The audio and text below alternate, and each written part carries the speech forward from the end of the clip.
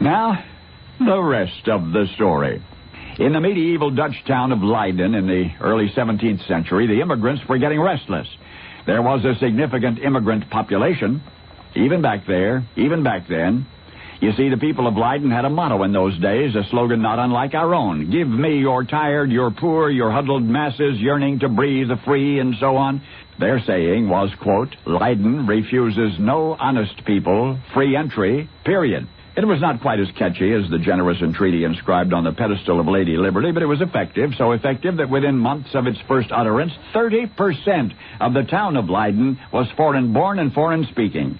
But eventually, as I say, those immigrants grew restless. And the issue was tolerance, for the immigrants had come to Leiden in the first place, fleeing intolerance elsewhere in the world.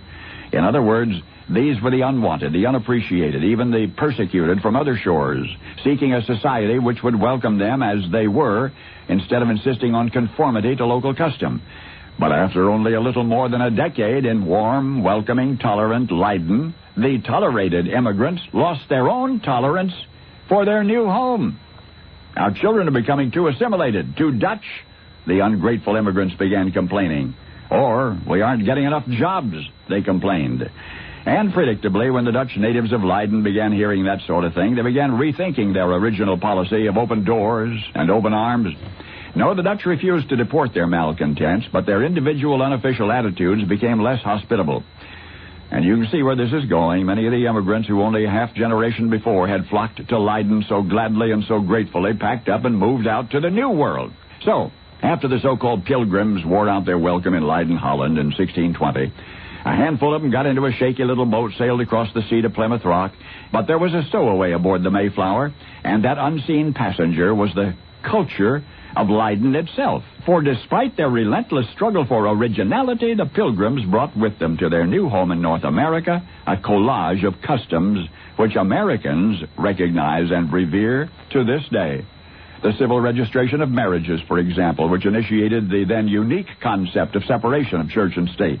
Almost 2 centuries later, John Quincy Adams would cite the Mayflower Compact as the foundation for the United States Constitution.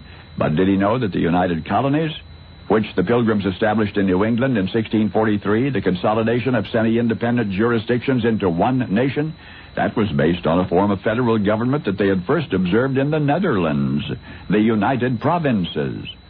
And one thing more, back in Leiden there was a particular celebration. It was a day commemorating the end of the Spanish siege against the city in 1574. It was sort of like our 4th of July, but the focus of those Dutch festivities, instead of fireworks, was gratitude. Thanksgiving Day, it was called.